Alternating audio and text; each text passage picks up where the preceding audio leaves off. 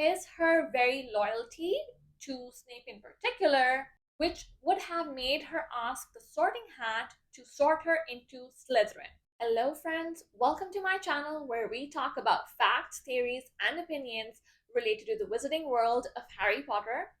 If you're a Potterhead like me, I would consider subscribing, but if not, that's cool too. My name is Fatma, and this is episode 2 in the mini-series where we take a deep dive into the memories of Severus Snape which he left to Harry Potter. Let's get into it.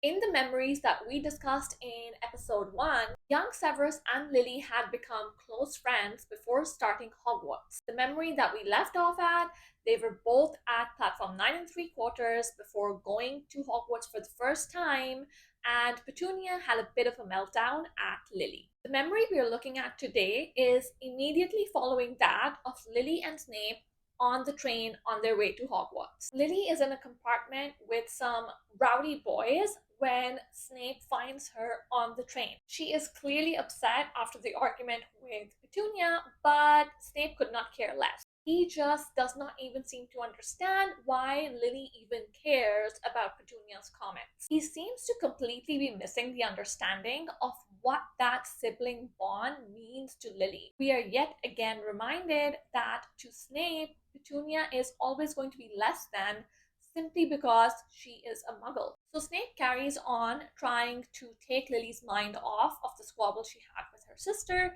and tries to hype her up about going to Hogwarts. He starts talking about the sorting and tells her that she better be in Slytherin. This last comment gets the attention of the rowdy boys in the compartment, who turn out to be James Potter and Sirius Black, Harry's father and godfather. James is the one that picked up on Snape's comment about Slytherin, and he says that if he had been sorted into Slytherin, he would rather just go back home. When James turns to Sirius to get some support on his comment, Sirius tells James that his entire family is actually sorted into Slytherin house. But in an offhand manner, it doesn't seem like James's comments actually bothered Sirius. From this exchange, we can tell that Sirius and James have clearly just met, but definitely hit it off immediately. So Sirius asks James which house he would rather be in. When James responds with Gryffindor, that is Snape's cue to mock him in return. Towards the end of this memory, Lily and Snape leave the compartment while James and Sirius continue to make fun of the two of them. You are mean boys who are just being mean. From here, we jump to the next memory where we see the sorting of Lily and Snape. Lily gets sorted into Gryffindor and Snape gets sorted into Slytherin. No surprises there. It is noted that when Lily joins the Gryffindor table, Sirius is already there and she moves away from him. And when Snape joins the Slytherin table, he is greeted by Lucius Malfoy, who is prefect at the time. Before we discuss the sorting, I want to talk about the first impression of James Potter. In a memory which was revealed in book 5, it was already established that Harry's father was Snape's bully. This strange memory just drives that point home. And what's interesting to me is that it's almost reminiscent of the first time Malfoy and Harry met. Malfoy being the perfectly groomed, doted on boy in his family, and next to him, Harry being skin and bones in his mismatched clothes that were hand-me-downs from Dudley. Both of them standing in Madame Malkin's, getting fitted for their school robes. And it was Malfoy who asked Harry, which house do you plan on getting sorted into? Very similarly, Harry noted that his father had the indefinable air of having been well cared for, even adored, that Snape so conspicuously lacked. I mean, we can't really hate on James, or Malfoy for that matter, for having a secure childhood which Snape and Harry missed out on. But it is the initial choices they made and the way they treated people around them which makes the two similar, although sorted into two different houses. Which also drives the point home that it's not a trait of one single house to produce mean kids. I mean, even Hufflepuff had Zachariah Smith.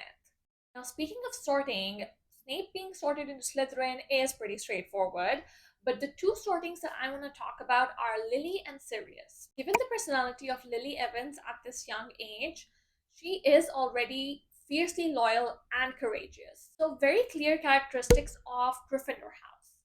However, it is her very loyalty to Snape in particular which would have made her ask the Sorting Hat to sort her into Slytherin. Now, while we know that the hat takes the student's preference into consideration, we also know that the hat will not just simply put you in the house that you ask for. For example, Neville really insisted that the hat put him in Hufflepuff, but the hat still decided to put him in Gryffindor. And I mean, do we even know someone more Gryffindor than Neville? I don't think so. But yes, I do think that Lily asked the hat to put her in Slytherin. And while she probably had traits that could take her to Slytherin House, I think the Sorting Hat simply could not put her in Slytherin because of her blood status. Because the number one prerequisite of Slytherin House is pure blood status, or at the very least, half blood. So unfortunately, the two best friends parted ways here into different and often opposing houses. Now, I can't move on without also mentioning my thoughts on Sirius's sorting. We always knew that his whole family were Slytherin and he was the first one to get sorted into Gryffindor. But this memory in particular made me realize that it was probably not all a complete coincidence with the sorting hat arriving on that conclusion on its own.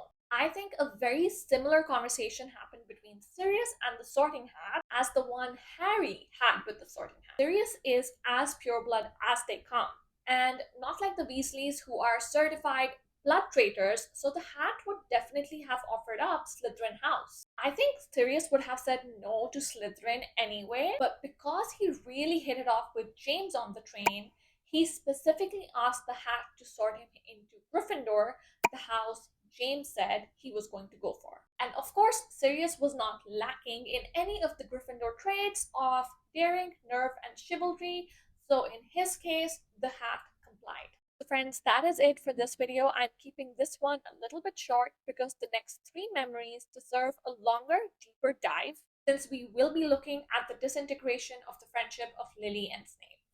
Stay tuned for that for next week. Thank you so much for watching this video until the very end. Let me know your thoughts in the comment section down below on whether you agree or disagree with my assumptions. Don't forget to like, share, and subscribe. See you next time. Bye for now.